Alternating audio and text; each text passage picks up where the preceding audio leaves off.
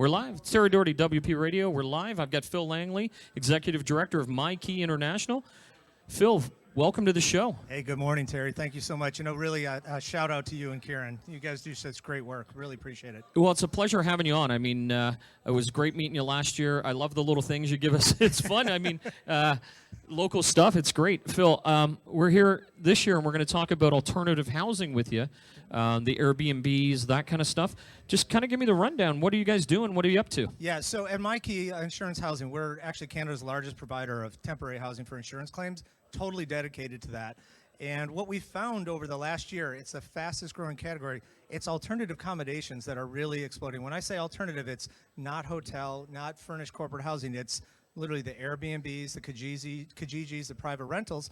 And they're wonderful options for an insurance claim. But for an insurance carrier, there's some unique pitfalls that we have to overcome to make sure that they're unique to an insurance claim. So are you working with Airbnb? We actually do.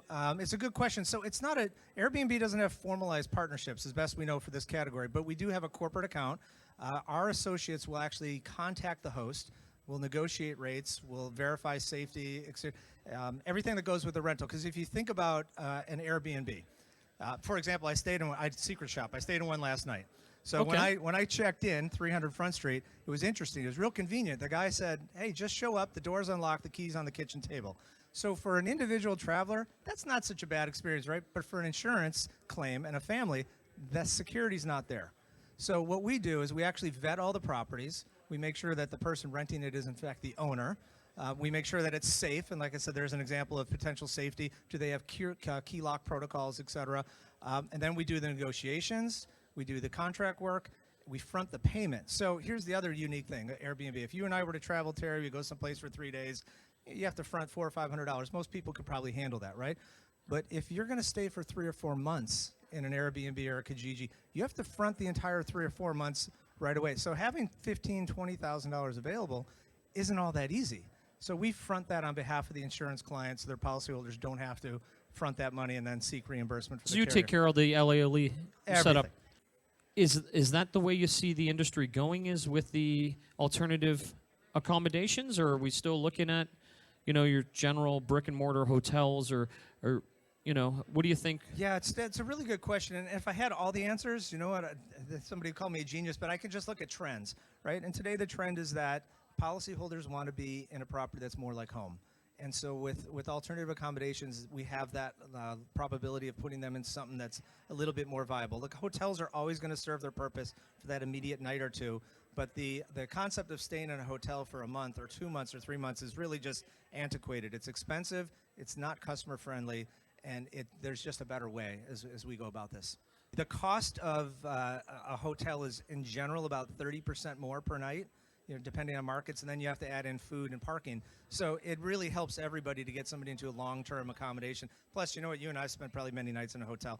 It's nice for a night or two, but after a while, those walls start closing in. Yeah. And the other thing is you can feel like you're at home again. Yeah. Even though you're not. It may not be your home, but the fact that you can go down into a different room, it's multi-levels, there's not 5 of you in 1 or 2 bedroom hotel room, must make a huge difference for these people. So I've got to assume then, just based on that, we're looking at fully furnished properties when you're doing Airbnb and those My Stays. Yeah, generally I'd say the vast majority of those are fully furnished, but we don't rule out looking for an available home and furnishing it. Many times if somebody has a complete fire like I did, you're going to be out of your home for 7 to 12 months. Oh yeah. We'll actually go to realtors and say, look, you have a house on the market.